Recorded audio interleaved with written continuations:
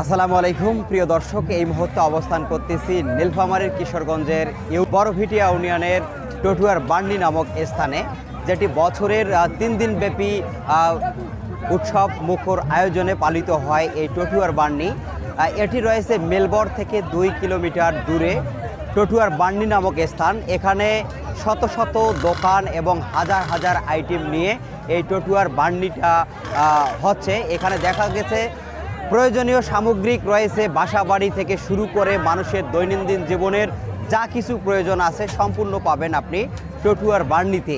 এখানে বাসা বাড়ির প্রয়োজনীয় আসবাবপত্র, খাবার, মানুষের কসমেটিক সামগ্রিক থেকে শুরু করে দেখা গেছে হিন্দু ধর্মাবলম্বী যারা আছেন তাদের রয়েছে মন্দির রয়েছে। এখানে তারা এসে তাদের প্রসাদ করে তারা হচ্ছে যে তীর্থ স্থানগুলোতে তারা ভক্তি করতেছে। সেই সাথে আমরা দেখতে পাচ্তেছি শিশু থেকে বৃদ্ধ থেকে কিশোর, তরুণী, সকল বয়সের মানুষেরা এই টটুয়ার বান্ডিতে এসে এই মেলাটি উপভোগ করতেছে। দর্শক, এতক্ষণ শ্রী শ্রী ঐতিহ্যবাহী মেলাবট টুটারডাঙ্গা সার্বজনীন শ্রী শ্রী অন্নপূর্ণা মন্দির 2026। আমরা এই মেলা পরিচালনার কমিটিবৃন্দ এখানে আলোচ্য বিষয় হচ্ছে এই মেলাটা আমরা সেই 500 বছরের ঐতিহ্য ধরে আছি এখন পর্যন্ত। তবে আগের তুলনায় যেভাবে মেলা পরিচালনা হয়েছিল, যেভাবে মেলা অনুষ্ঠিত হয়েছিল, সেই দিকটা যদি আমরা চিন্তা করে যাই, সেই তুলনায় দেখা গেল যে 4-এর 1 অংশ বর্তমান। এই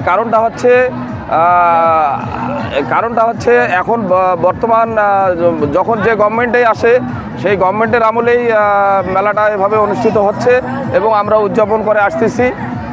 সেই দিকটা কেন্দ্র করে দেখা গেল যে এই মেলাতে আমাদের অনেক দূর দূরান্ত থেকে লোকজন আসে এবং সেখানে নাগরদোলা, তারপর হচ্ছে পুতুল নাচ, তারপর হচ্ছে বিভিন্ন ধরনের ভ্যারাইটিস, যেমন হচ্ছে জাদু খেলা, মোটরসাইকেল খেলা, এইগুলা মানে সুন্দরভাবে এখানে উদযাপন করা হয় এবং সর্বসাধারণ মানুষ এগুলো সুন্দরভাবে পরিচালনা করে এবং দেখে।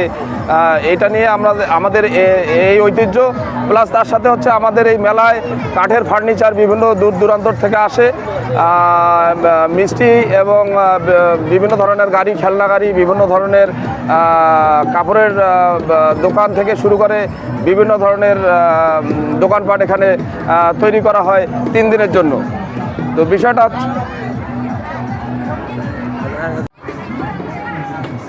এবং এই মেলায় হচ্ছে আমাদের হাজার হাজার দর্শনার্থী, এখানে লক্ষ লক্ষ দর্শনার্থী আমাদের এখানে আসে, কিন্তু আগের তুলনায় ব্যাপকভাবে এখন অনেক কমে গেছে। কারণটা হচ্ছে বিভিন্ন চাপের মুখে আমাদের এই মন্দিরের কোনো উন্নয়ন আমরা করতে পারতেছি না, সেই দিকটা লক্ষ্য করতেছি বারবার, কিন্তু আমরা আপ্রাণ চেষ্টা করতেছি মন্দিরের উন্নয়ন করার জন্য। এবং যে দর্শনার্থী অনেক দূর দূরান্ত থেকে আসে, তারা সুন্দরভাবে মেলা উপভোগ করে, তারা সুন্দরভাবে, মা বোনেরা যারা আসে তারা সুন্দরভাবে বাসায় চলে যায়। সাথে ছিলেন বাংলার গণজাগরণ থেকে আমি মিজু সরকার হৃদয়। ধন্যবাদ।